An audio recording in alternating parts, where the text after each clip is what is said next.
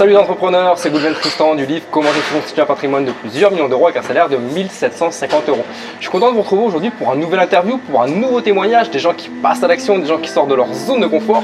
Et aujourd'hui, je suis en présence de Audrey Perrin. Je suis avec Audrey. Je te fais la bise. Quand même, ça va? Ça va Audrey, tu vas bien? Merci d'être là. Ouais, je vais très bien et toi? Très bien, content d'être à tes côtés pour justement partager ton expérience. Donc vous vous doutez bien que si vous connaissez Audrey, aujourd'hui on va parler colocation, on va parler de son expertise. Elle va tout vous dire sur la colocation, les stratégies qu'elle a mis en place, toutes ses méthodes, tout ça pour qu'à votre tour, vous puissiez investir le plus sereinement avec ce chemin. Mais avant de commencer dans le vif du sujet, si ce n'est pas encore fait, je vous invite à télécharger mon dernier livre, Trouver et acquérir une bonne affaire avant tout le monde, qui se trouve dans le lien, dans le descriptif en haut ou en bas. Et maintenant, c'est à nous. Audrey, pour les quelques personnes encore qui te découvriraient, qui ne te connaissent pas encore, est-ce que tu peux te présenter en 2-3 mots? Donc, toujours pareil, bonjour, je m'appelle Audrey, j'ai 25 ans. Hein? Oui, c'est ça. C'est pas vrai. Et demi. Donc, non, j'ai 40 ans. Je suis connue comme étant la spécialiste de la colocation. Donc, c'est mon dada. J'adore ça. Et vraiment, j'adore vraiment la colocation pour plusieurs raisons. La première, alors je ne sais pas si c'est lié au fait que je sois une femme, mais j'ai un besoin viscéral de sécurité. Et donc, la colocation, pour moi, c'est hyper sécurisant, que ce soit pour moi ou pour les banques également. Lorsqu'on va quémander un crédit, quand on arrive en disant voilà, j'ai 3 colocataires qui vont payer tant de loyer, le banquier oublie la situation personnelle de la personne et va dire c'est pas mal, vous avez déjà fait l'étude de marché, donc voilà, ça peut être un excellent argument par rapport à la banque. Justement, tout ça, on va revenir un peu en arrière. La première fois quand tu t'es lancé dans les investissements immobiliers, après ta première colocation, ça a été quoi le déclic de dire je vais faire de la colocation? Je vais pas faire de l'achat-revente, du meublé, du nu, de la sous-location, tout ce que tu veux. Pourquoi tu t'es orienté vers la colocation à tes débuts? Alors, j'ai commencé il y a plus de 10 ans maintenant, pratiquement 11 ans. J'ai commencé par hasard en fait. J'avais acheté un appartement que je destinais à être ma résidence principale. Et les aléas de la vie ont fait que j'ai rencontré mon conjoint, etc. Et je n'ai jamais vécu dans cet appartement-là. Donc forcément, je l'ai mis en location. Et je l'ai mis en location auprès de la fille d'une collègue qui l'a décoré, qui se sentait super bien dedans. J'avais déjà fait les travaux, mais qui se l'est approprié. Et un jour, elle est venue toquer à ma porte et elle me dit écoutez, voilà, j'aimerais savoir si par hasard, ça vous embêterait ou pas que j'habite dedans avec ma cousine. Donc je lui ai dit moi personnellement ça ne me pose pas de souci, mais je vais pas vous demander 400 € à vous toute seule, sachant que vous serez 2 dans le logement. Donc j'aime bien dire qu'en un week-end j'ai gagné plus 100 € parce que je lui ai fait une proposition, je lui ai dit au lieu de payer 400 €, est-ce que ça vous irait si je vous fais payer 2 fois 250 € chacune? Et c'est comme ça que la colocation a débuté. Je me suis dit mais en fait, si on met plusieurs personnes dans le même logement, on peut demander un loyer par personne. Mais c'est bien ça. Donc c'est un peu comme un gâteau. Alors ce n'est pas de la division, mais en fait chaque pièce est vraiment optimisée. C'est ce que j'adore dans la coloc. Donc ça c'était ta première colocation, qui s'est bien réussie. Oui. Et de là, ça t'a donné l'envie de dupliquer, de continuer dans ce chemin. Alors tout à fait, mais en même temps, il n'existait pas tous les blogs, il n'existait pas encore ton bouquin, il n'existait pas tous les trucs que vous pouvez trouver, les articles, vraiment ça n'existait pas. Donc j'ai fait des erreurs de fou. C'est d'ailleurs la raison pour laquelle initialement j'ai loué classiquement en nu. Donc je me disais parce que je payais beaucoup d'impôts, je disais mais comment en vrai les gens font pour gagner de l'argent dans l'immobilier? C'est vraiment du bullshit, c'est pas possible parce que vu tous les impôts que je paye, c'est pas possible. Comment ne pas attendre 15-20 ans pour commencer à gagner de l'argent? Et je me suis dit, oula, donc toutes les erreurs que vous avez peut-être faites ou pas du tout parce que vous avez lu le livre de Goulven ou plein d'autres articles, moi je les ai faites. Donc ça m'a coûté beaucoup de temps, d'argent et qui ne se rattrape pas d'ailleurs, mais après c'est bon, j'ai rattrapé. Et donc j'ai loué en nu. Après, j'ai acheté un second appartement 2 ans après, mais ça a été une opportunité incroyable. C'était un viager sans rente. Mais sans rente, voilà, c'est ça. C'est-à-dire que la personne âgée qui habitait dans la résidence m'a dit, Audrey, toi qui es dans l'immobilier, j'avais acheté un appartement, mais c'était cool. Elle me dit, qu'est-ce que tu penses de mon appartement? Je lui dis, bah écoutez, il est bien pour vous, mais il est vieux en fait. Ça faisait 40 ans qu'elle était propriétaire de cet appartement-là. Je fais, ben pourquoi vous voulez partir? Elle me dit, non, enfin elle me dit, c'est comme ça, ok. Et elle me dit, t'as combien sur ton compte? Je dis, bah, on se connaît quand même pas comme ça quand même. Et puis je lui dis, bah, elle me dit, réponds. Je dis, ah, ok, bon. Et je lui dis, bah, 21 000 €. Elle me dit, bah, je te le vends pour ce prix. Je fais, non, mais en fait, non, mais j'ai pas prévu de l'acheter en fait. Elle me dit, si, mais la seule condition, c'est que je reste 5 ans dedans. Et après, je pars en maison médicalisée, etc., etc. Et donc là, j'ai prié tous les jours pour me dire, pourvu que ma voiture ne me lâche pas, pourvu que je n'ai pas de soucis, parce que j'avais plus... T'étais à fond tendu, quoi. J'étais complètement... Et donc pendant 5 ans, en fait, heureusement qu'il y avait la colocation qui m'a permis de me payer les charges de l'autre appartement et de celui-ci. Donc pendant 5 ans, ça m'a un peu...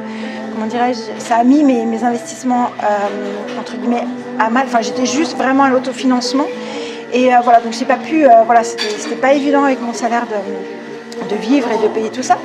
Et c'est pendant cette période-là que je me suis formée.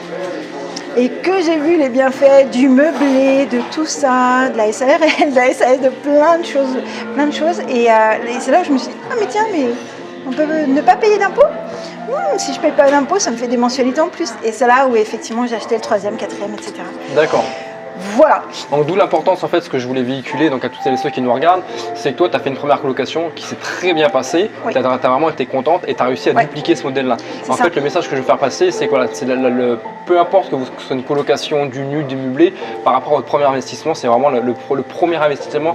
Ça, il faut vraiment le garder à l'esprit que c'est vraiment l'investissement le plus important. Oui. Parce que ça va être une lance de rampement et ça va être un tremplin qui va justement vous amener à avoir confiance pour en faire un deuxième et un troisième. Si tu te serais planté sur ta première colocation, bah, je pense que tu n'aurais jamais voulu revenir sur ce modèle-là, où tu aurais mis du temps avant de digérer le truc, quoi. Impossible. Donc c'est pour ça que c'est très important de réussir son premier investissement. Voilà, toi tu en es une preuve par rapport à ta première colocation.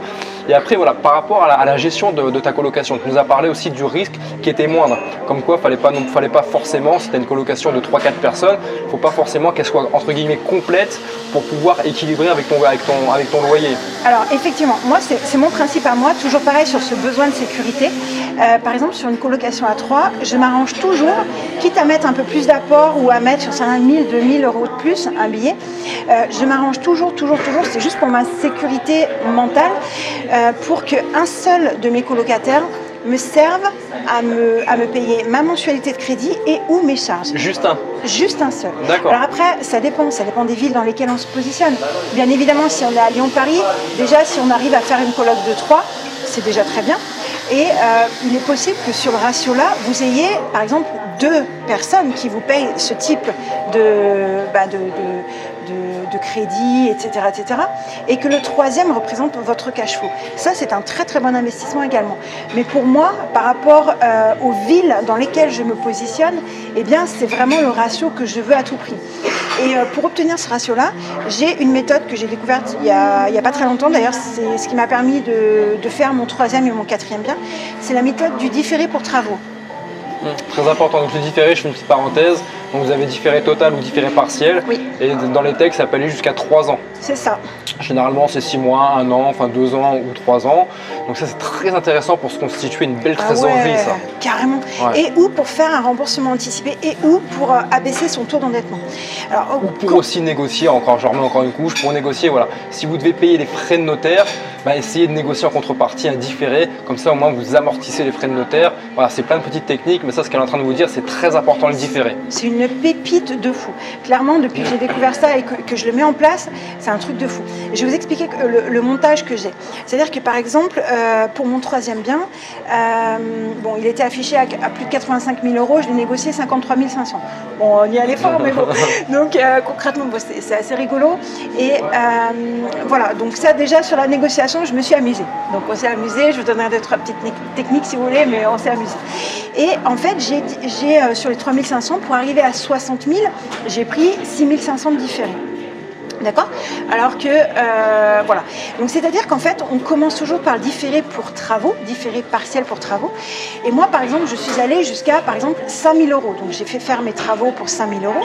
Et il me restait dans mon delta, 6 500 moins 5 000, il me restait 1 500 euros. Donc tant que ces 1 500 euros-là ne sont pas débloqués, ma mensualité est corrélée par rapport aux 5 000 euros que j'ai déjà débloqués. Mais ma grosse mensualité par rapport au crédit principal n'est pas débloquée. Alors pourquoi ? C'est-à-dire que par exemple, pourquoi j'ai fait ça ? C'est-à-dire que ça m'a permis, les travaux, je les ai effectués en 6 mois à peu près, j'avais un différé de 24 mois. Ça m'a permis en 6 mois de faire les travaux, plus après il reste 18 mois. Donc pendant 18 mois, je l'ai loué. J'ai loué à peu près, si je vous prends un exemple, si je le loue 1 500 euros. Et que ma mensualité est de 500, c'est-à-dire que pendant 18 mois, je me mets de côté 1 000 euros. Donc 1 000 euros fois 18 mois, on est à peu près sur 18 000 euros. Je ne parle pas des impôts, tout ça. 18 000 euros, ça vous permet quoi ? Donc soit de vous positionner directement sur une autre nouvelle bonne affaire, parce que quand on en cherche une, il y en a toujours une autre qui nous passe sous le nez.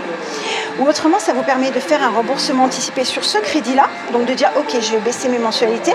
Ou autrement, ça vous permet de faire, c'est ce qui a été mon cas, un remboursement anticipé sur mon premier crédit en fait. Sur mon premier appartement, il me restait un reliquat de crédit et j'étais encore dans la période où je payais encore un peu plus d'intérêt à la banque que de capital. Donc voilà, donc c'était très intéressant. Donc concrètement, quand je vais voir le banquier et que je dis que j'ai deux appartements dont je suis pleinement propriétaire, le discours du banquier change.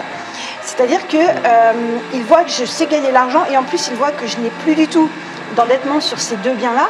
Donc après, le discours qu'il a change parce qu'il voit que la personne sait gérer ses biens et qu'elle sait, s'il me prête 100 euros, je saurais lui rendre 150 euros. Donc il sait que c'est un bon cheval quelque part.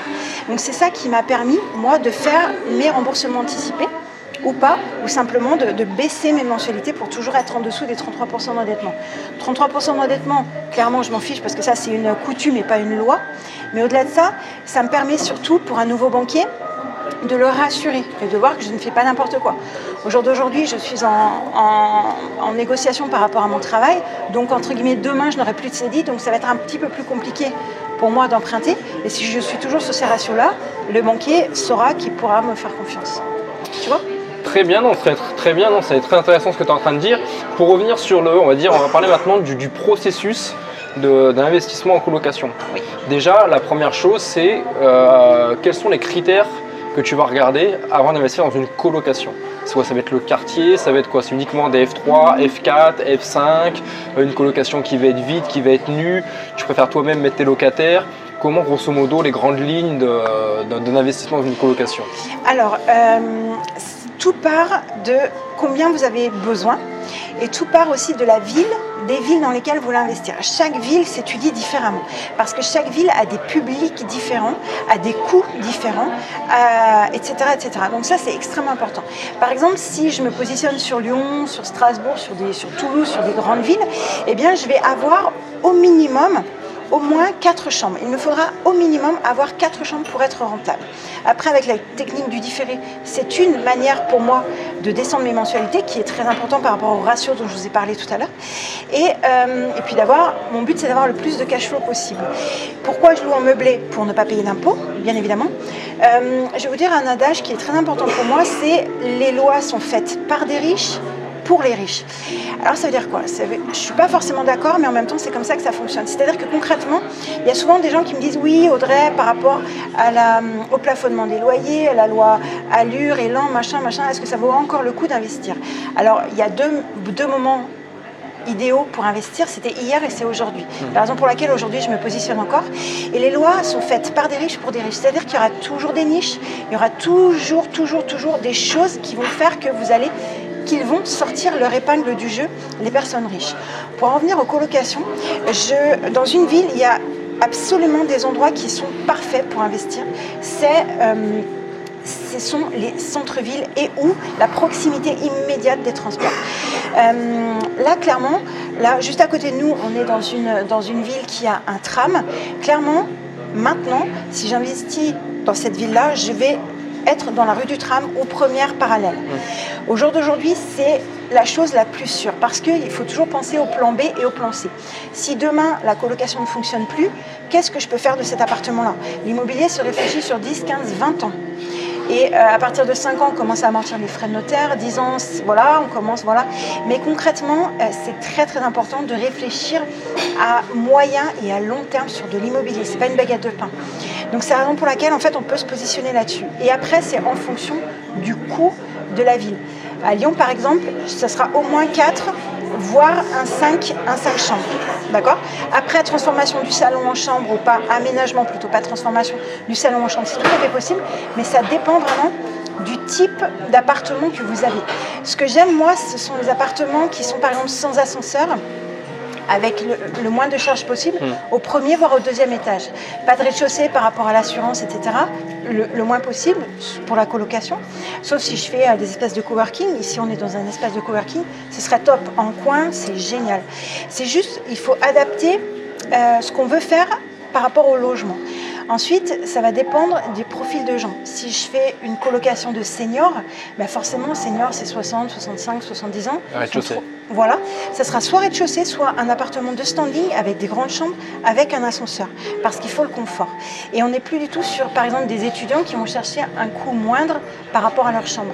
On n'est pas du tout, en fait, il faut adapter le logement par rapport aux gens que vous voulez mettre dedans. Tout le temps, et tout le temps penser au plan B et au plan C. Si ça ne marche pas, qu'est-ce que j'en fais ? Est-ce que je peux louer à une famille ? Est-ce que je peux en faire une division ? Comment ça se passe ? En fait, tout le temps. Pour moi, c'est vraiment ça le mindset d'un entrepreneur. Et une fois que tu as ta colocation, après, donc tu as tes locataires, tu as des changements de locataires, comment ça se passe au niveau des baux ou même des garanties ? La garantie, tu vas la mettre, c'est quoi ? C'est chacun a une garantie ou il y a une personne, il y a un patron dans la coloc, tout repose sur lui. Comment ça se passe là, la gestion des locataires, la gestion des garanties, le turnover, tout ça ? Alors, le turnover, ça dépend bien sûr de la cible, ouais. Bien évidemment. Par exemple, je vais te prendre un exemple. Si j'ai des étudiants en médecine, il y aura moins de turnover parce que leurs études sont censées être longues. Ouais. Voilà. Donc après, ça dépend vraiment du standing et du type de personnes que tu mets dedans, des profils des personnes. Donc par rapport à ça. Ensuite, on est régi au niveau des colocations, ce qui est bien aussi. Ça permet de ne pas faire de marchand de sommeil. On est régi par rapport à certaines lois. Donc il y a la loi Allure et il y a la loi Elan. Donc concrètement, la loi Allure, en gros, je vais vous la faire assez courte, elle régit les baux. Alors après, c'est un peu particulier, mais voilà.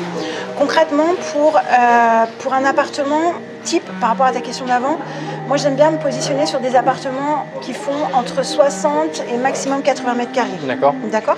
Voilà, pour être à l'aise, pour que les gens soient bien, et ça me fait penser au plan B. Je peux toujours en faire. Ensuite, donc par rapport à la typologie, c'est-à-dire que si on a des chambres de 9 mètres carrés, c'est vraiment le minimum au pourtour de Paris, en fait. On ne peut pas louer une chambre inférieure et demander un loyer pour ça quand elle est inférieure à 9 mètres carrés, d'accord ? Et ou 20 mètres cubes, c'est encore en pourparlers. Donc ça, on va faire ce qu'on appelle un bail commun. Donc c'est-à-dire que si chaque chambre on a 3 chambres qui font chacune 9 mètres carrés, on va mettre 3 colocataires, on est obligé de faire un bail commun. Mais un bail commun ne veut pas dire que les gens sont solidaires entre eux. D'accord. Rien à voir. Et également, si par exemple j'ai des chambres de 20 mètres carrés, j'ai 3 chambres de 20 mètres carrés, ce qui est mon cas, je peux faire ce que je veux. Soit je fais un bail commun, soit je fais des baux individuels, et les gens, même sur des baux individuels, peuvent être solidaires. Donc c'est très important. Donc cette clause de solidarité, on dit c'est une clause, c'est un paragraphe avec un document annexe au bail. C'est très important. Mais concrètement, par rapport notamment à la loi Allure, voilà, on est toujours là au jour d'aujourd'hui, puisque le décret n'est pas passé de la loi Elan, on est toujours sur la loi Allure. Donc aujourd'hui, ça veut dire quoi ? Ça veut dire que pour les chambres inférieures à 14 mètres carrés, vous devez faire un bail commun. Point. On ne se pose pas la question. Peut-être que demain, lorsque le décret de la loi Elan sera passé, normalement, pour des chambres allant de 9 à 14 mètres carrés, on pourra faire des baux individuels. Mais attention, bail individuel, c'est hyper rassurant pour les locataires, parce que souvent, ça peut être rédhibitoire quand on met bail commun sur une petite annonce, parce qu'ils font l'amalgame entre bail commun et solidarité. D'accord. Donc ils disent, mais moi, j'ai pas envie de payer pour Michel, je ne sais pas comment il gère son argent, ce qui est tout à fait logique, bien sûr, ouais. Je ne le connais pas. Donc voilà, c'est à vous de l'appliquer ou non. Et c'est à vous d'être suffisamment au courant de votre sujet en disant, écoutez, voilà, c'est un bail commun, simplement je mets vos 3 noms sur le bail, après on fait des avenants pour les personnes qui partent et qui arrivent, il n'y a pas de souci. Par contre, vous n'êtes pas solidaire. Ce que je fais moi, pour les conseils que je donne, c'est par exemple, je mets 2 baux, un commun solidaire et un commun non solidaire, et je leur montre, vous voyez, celui-ci n'est pas solidaire, c'est celui que je vous fais signer. Voilà. Et celui-ci est solidaire, oui, je ne vous l'ai pas fait signer. Juste pour ne pas que ce soit rédhibitoire par rapport aux gens. D'accord. Quand on est à Paris, à Lyon, etc., dans les grandes villes, il y a beaucoup plus de personnes qui recherchent des colocations que d'offres. Dans les petites villes, eh bien, c'est l'inverse. Le bailleur doit séduire les gens et ça peut être quelque chose de rédhibitoire. Les gens vont dire « Ah non, je ne veux pas, comme j'ai dit tout à l'heure, être payé pour Michel ». Ils font l'amalgame entre les deux. Voilà. Tout simplement par rapport à ça, c'est très important. Au niveau du turnover, pour répondre à ta première question de départ, est-ce que les personnes sont obligées de me rechercher des remplaçants quand ils partent? Alors non, parce que ces personnes-là, même que ce soit que la solidarité soit appliquée ou non, on s'en fiche. Ça n'est jamais les locataires, ce ne sont jamais les locataires qui décident de qui va vivre avec. Par contre, ils peuvent soumettre, ils peuvent dire écoutez, voilà, j'ai mon meilleur ami, voilà, qu'est-ce que vous en pensez? Et à partir du moment où vous avez défini votre avatar, votre profil type, vous allez dire voilà, moi je veux dans cette colocation que des étudiants, je ne sais pas, comme ça. Si Michel et son meilleur ami est étudiant comme ça, possiblement, s'ils s'entendent, c'est-à-dire qu'ils ont possiblement les mêmes profils. Donc vous allez après checker en disant oui, je suis d'accord ou non, je ne suis pas d'accord. Et après, c'est ce qui permet aussi d'avoir une bonne entente dans la colocation. Il faut être à l'écoute des gens. C'est-à-dire que si vous dites ah bah oui, écoutez, si vous voulez vivre avec Michel, je ne vois pas d'inconvénient, par contre, il faut qu'il me donne ça comme garantie, comme document. Et une garantie, je prends toujours une garantie par personne. Parce que les personnes soient solidaires ou non, il y aura toujours un garant solidaire à la personne. D'accord, un capitaine. Tout le temps. Chaque personne est chaque parent ou d'accord, chaque personne a un garant. Et en plus, j'ai un capitaine ou une capitaine qui est mon Big Brother de coloc. D'accord. Oui, tu parlais aussi que c'est très important de rebondir dessus. Tu parlais d'avatar. C'est vrai que c'est très important de définir votre avatar parce que l'avatar, ça se définit sur vraiment au sens très large. Là, tu as parlé de personnes jeunes, de personnes âgées. Donc, vous n'allez pas mettre une personne jeune qui veut faire la fête avec une personne âgée qui veut du repos. Comme aussi, on peut en parler aussi par rapport à la religion. Voilà, la religion aussi, c'est des choses auxquelles il faut faire attention. Voilà, c'est comme ça, mais voilà, plus vous aurez des personnes qui se ressembleront, voilà, peu importe la religion, peu importe les gens que vous mettrez, mais ces gens-là, faut qu'ils se ressemblent. Voilà, faut qu'ils peuvent cohabiter ensemble. Ça, c'est très important parce qu'il suffit qu'il y ait une personne qui puisse pas cohabiter avec les autres, et là, ça va vous mettre le Bronx dans la colocation. Et après, c'est pas un souci que vous avez, mais c'est 3-4 personnes qui vont avoir des soucis, et ces soucis, c'est vous qui allez devoir les supporter. Donc ça, c'est très important de définir l'avatar, vraiment l'avatar type que vous voulez mettre dans votre colocation. Également, en fait, ça me fait penser, dans toutes mes colocations, je mets des chartes. Alors, c'était une charte, ce n'est pas un règlement, parce que nous, propriétaires, on ne peut pas dire vous devez faire ci, vous devez faire ça. Parce qu'il y a ce qu'on appelle la liberté individuelle. On ne peut pas interdire à des gens de fumer, de ne pas fumer. On ne peut pas interdire les animaux. Mais, en l'occurrence, on n'a pas le droit, parce que c'est la liberté individuelle. On n'a pas le droit. Mais par contre, on peut dire qu'effectivement, après, c'est un peu soumis, mais en disant, écoutez, voilà, si vous fumez, que les murs sont tout jaunes et que je dois faire venir une entreprise, ça sera forcément votre charge. Donc, on peut soumettre ça. Donc, si vous voulez fumer, allez au balcon, etc., etc. Et ça, c'est un exemple. Si votre animal, j'adore les animaux, mais si votre animal fait des dégradations, vous verrez que ça sera pris sur votre caution, et si je suis obligée de refaire, je vous enverrai forcément la facture. Après, on parle de bon sens à des gens qui, normalement, ont du bon sens. Mais c'est bien de rappeler les règles.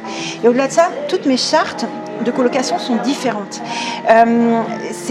Maintenant, au jour d'aujourd'hui, quand j'investis dans des nouvelles colocations, j'en avais déjà parlé dans une vidéo que j'avais faite avec un autre partenaire, je vais me concentrer sur des colocataires en nombre impair. Pourquoi ? Parce que dans ma charte, en fait, ça m'évite de gérer des problèmes que je n'aurais pas à gérer. Je m'explique. S'il y a un problème, s'il y a une personne qui fait des troubles, j'en sais rien, qui fait la fête tout le temps, j'en sais rien, et on n'avait pas vu, entre guillemets, son éviction est soumise au vote de la majorité. Par exemple, sur une coloc à 3, s'il y en a un qui fait le boxon, si les deux autres sont d'accord pour qu'il parte, du coup, il va être un petit peu poussé vers la sortie. Et moi, je n'aurais pas à gérer ce type de problème que je n'ai pas à gérer. Je ne veux pas gérer des problèmes qui ne me sont pas inhérents. C'est la raison pour laquelle, en fait, dans les chartes, chaque charte est étudiée différemment en fonction des profils de personnes. D'accord ? Par exemple, si j'ai des chambres, par exemple, inférieures à 16 mètres carrés, pas 14, mais 16 mètres carrés, je ne peux pas accueillir un couple. Donc je ne vais pas mettre un lit 2 places. Parce que, par exemple, à Paris, un lit 2 places, ça veut dire que si on fait une coloc de 3, on peut se retrouver à 6. Donc là, on n'est plus du tout sur les mêmes choses, sur les mêmes mesures, sur les mêmes choses par rapport aux communs, aux voisins, etc. On n'est plus du tout sur les mêmes nuisances. Donc, c'est la raison pour laquelle, dans la charte, je dis que, par exemple, la venue de la famille ou du petit copain, la petite copine, du conjoint, etc., est soumise à une certaine période. Et après, s'il y a un souci, eh bien, ce sont les autres personnes qui disent... Ça les protège aussi en disant « Oh Michel, t'abuses, là c'est marqué 1 semaine maximum ». En fait, ils peuvent, ça fait baisser les tensions. Et vu que c'est écrit, les gens qui sont peut-être un peu plus timides vont dire « Attends, t'as vu, c'est marqué sur la charte, donc s'il te plaît ». Et l'autre va dire « Ah ouais, c'est vrai que j'abuse un peu, donc je ne vais pas faire venir ma copine, j'irai chez elle ». Tu vois, c'est très, très, très important. La charte, c'est vraiment, vraiment pour vous, propriétaires, quelque chose qui fait baisser les tensions et qui... ne fait pas monter des tensions, parce que c'est pas évident de vivre avec des gens qu'on connaît pas forcément, même avec des gens qu'on connaît, c'est pas facile. Donc voilà, c'est vraiment une de mes astuces, parmi d'autres, mais c'est très très très important pour moi. C'est très intéressant ce que tu dis. Là, donc là, on a évoqué l'achat d'une colocation, comment l'acheter, la gestion des locataires, la gestion de la colocation. Là, juste pour faire une aparté, pour continuer sur la gestion de la colocation, par rapport aux équipements, comment tu équipes une colocation? Quand tu as 3-4 personnes, est-ce que tu mets quoi? Un petit frigo par personne ou un grand frigo? Et après, c'est eux qui gèrent. Est-ce qu'il y a des aspects qui sont importants justement, ou une machine à laver, sèche-linge? Comment tu meubles un peu? Alors, ça va toujours dépendre de l'espace qu'on a, forcément. Si j'achète à Paris, vu que c'est limite le centimètre carré qui coûte des 1000 et des cents, je vois énormément de logements qui n'ont pas du tout de lave-linge. Alors que pour moi, dans ma campagne, c'est indispensable d'avoir un lave-linge. Mais à Paris, ils ont tous des laveries automatiques, ils y vont tous. Pour moi, non, c'est pas possible. C'est un exemple. Je prends toujours, si possible, des lave-linges sèche-linge intégrés. Moi, j'en ai un à la maison, donc c'est parfait. Pour prendre moins de place. Alors, ça prend un petit peu plus de place qu'un lave-linge classique, mais pour moi, c'est ça. Également, après, en termes de frigo, disons qu'il y a des aménagements, des achats qui ne sont pas obligés d'être réalisés. Je m'explique. Par exemple, une douche par chambre, vous n'avez pas forcément loué beaucoup plus cher par rapport au prix des travaux de la douche. Donc ça, c'est extrêmement important. Idem pour les frigos. Les frigos, d'avoir un petit frigo par personne, ça ne va pas vous faire une rentabilité de fou. Vous n'allez pas pouvoir au prorata augmenter le loyer. Ça ne fait pas partie des choses qui vont vous permettre de gagner de l'argent. On est entrepreneur, on est investisseur, on est là pour gagner de l'argent et pas pour faire de la location. Loi 1901, l'association loi 1901. Le but, c'est que les gens soient bien et qu'ils vivent en harmonie, qu'ils améliorent le bien et surtout qu'ils ne dégradent pas et que ça roule tout seul. Donc concrètement, en termes d'aménagement, jusqu'à 16 mètres carrés, eh bien, je vais mettre un lit, alors ça dépend, je ne vais jamais mettre un lit de 90, un lit d'une seule personne, je vais toujours mettre un lit de 120. Pourquoi? Parce que visuellement, eh bien, on a plus de place, on peut mettre 2 oreillers, donc il semble que ça fasse un lit de place, mais ça va aussi limiter l'accès au lit de place sur la durée. C'est-à-dire que concrètement, si moi je me mets dans un lit de 120 et que toi tu te mets dans un lit de 120, tu peux dormir avec quelqu'un, moi ça va être gênant au bout d'un moment, enfin, à moins que l'autre soit une crevette, mais tu as compris. Donc au bout d'un moment, on peut durer 2 jours, 3 jours, vous avez compris. Donc intuitivement, on lui dit ok, tu seras à l'aise, mais en même temps voilà. Et ça fait moins lit d'étudiant. Également, je prends toujours un frigo, alors un grand frigo, pas un frigo américain, mais un grand frigo, où chacun a son étage. Et en plus, on a des étages communs. Donc souvent, je vais prendre un frigo à 4 rangs. Et il y a le commun tout en bas avec la porte et tout ça. Donc concrètement, c'est ça en termes d'équipement. En termes d'équipement, c'est un petit peu comme à la maison, entre guillemets, en mieux. C'est la même chose, c'est l'intitulé de mes... dans le descriptif de mes petites annonces, c'est « Vous n'avez qu'à poser vos valises ». Concrètement, je vais jusqu'à fournir le linge de drap x2. Il y a un changement, c'est-à-dire que si la personne l'a visité samedi soir et qu'elle rentre dimanche, il n'y a pas de souci, elle peut dormir là.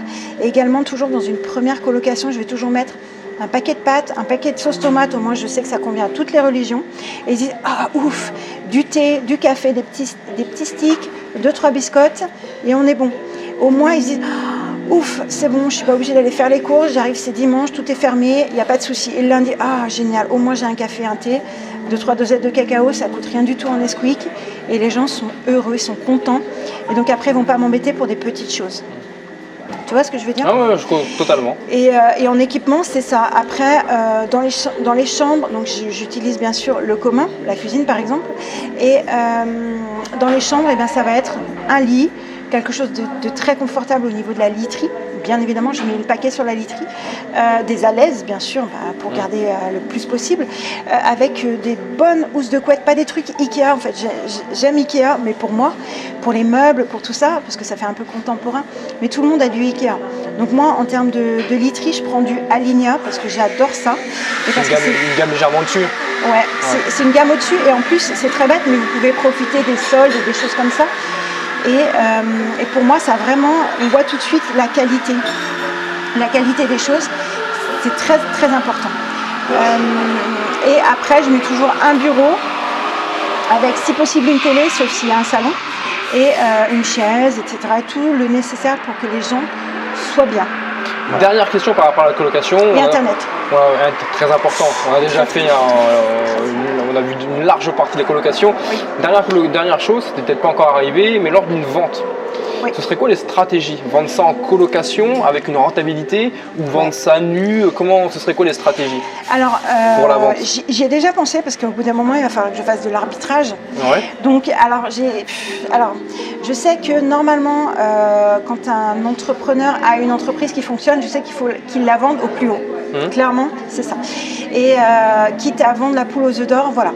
Au jour d'aujourd'hui, je ne suis pas encore dans cette stratégie, mais effectivement, je vendrai toujours, en l'occurrence, de ce que j'ai, je vends une rentabilité.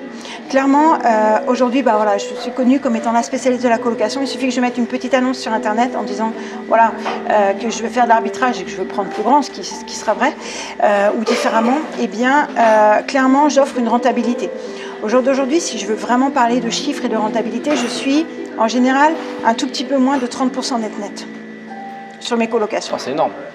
C'est énorme, donc clairement je ne vendrai pas forcément 30% parce que ça c'est ce que je m'applique à moi, mais ne serait-ce que si je vends du 10% net, je me mouille pas, et clairement la personne est contente, parce qu'à Toulouse, à Bordeaux, c'est quoi? C'est du 4-5% qu'ils mettent en avant.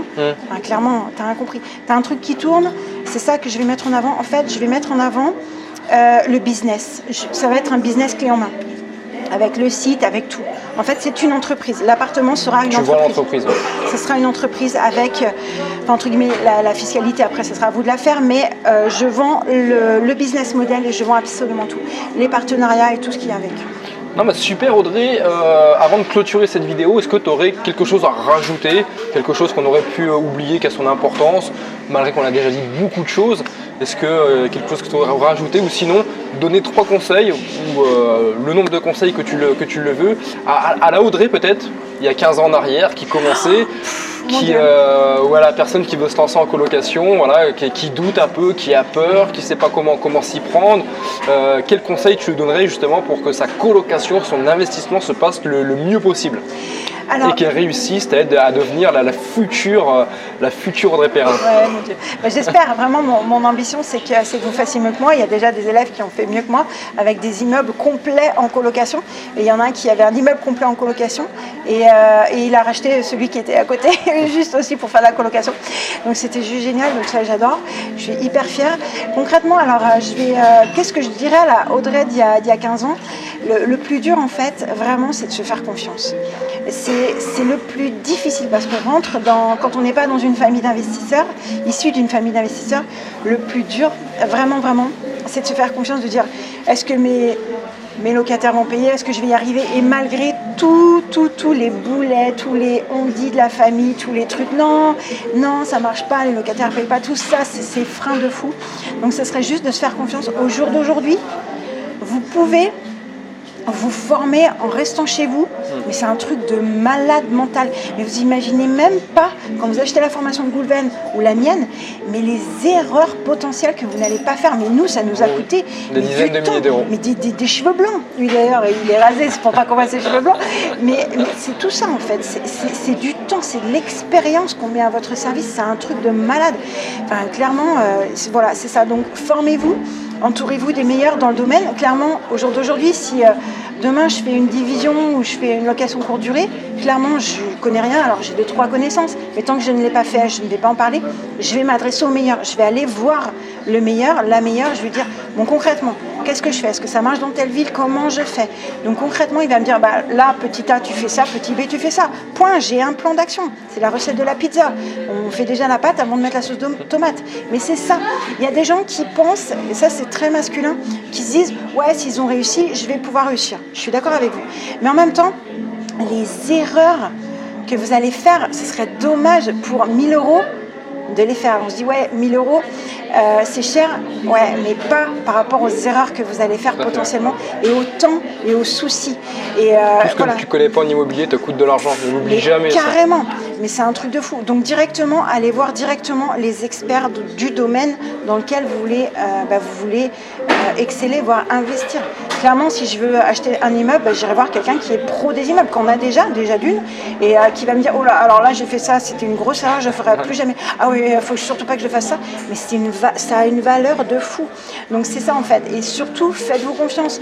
Commencez petit. Voilà, c'est pas le but, c'est pas d'être le plus riche du cimetière.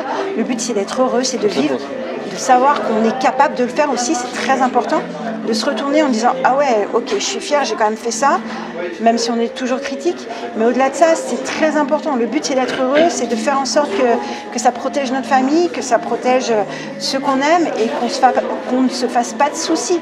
Et après, juste de kiffer. Voilà. Toi, tu es venu de Toulouse spécialement, tu vas repartir tout à l'heure. C'est ça en fait. L'immobilier, ça nous permet d'avoir cette liberté-là, d'être ensemble en semaine. L'indépendance financière, l'indépendance géographique. C'est ça, mais c'est un truc de fou. On peut vivre où on veut, on peut pratiquer notre métier où on veut et on a les loyers qui rentrent. Si vraiment on veut parler de ça, c'est vraiment ça. Et considérez chacun de vos appartements, de vos biens comme étant des entreprises. Le but d'une entreprise, c'est de gagner de l'argent. Là, vous êtes chef d'entreprise. C'est plus si vous perdez de l'argent, c'est de votre faute. Si vous en gagnez, c'est grâce à vous. Donc, c'est vraiment important. Faites-vous confiance, vous en êtes capable. En tout cas, merci Audrey pour ce grand témoignage sur la colocation. Merci. En tout cas, j'espère que celui-ci vous aura été utile pour toutes celles et ceux qui veulent se lancer dans la colocation. N'hésitez pas à revoir ce témoignage, cette interview autant de fois qu'il le faudra pour prendre des notes, pour vraiment assimiler tout ce qu'a pu vous dire Audrey Perrin. Nous, on se retrouve très prochainement pour de nouveaux interviews, de nouveaux témoignages. En attendant, si ce n'est pas encore fait, mets un pouce vers le haut, partage-le à toutes celles et ceux dans ton entourage qui s'intéressent à l'immobilier, toutes celles et ceux qui voudraient investir. Et je te dis à très vite. Bye bye. Ciao.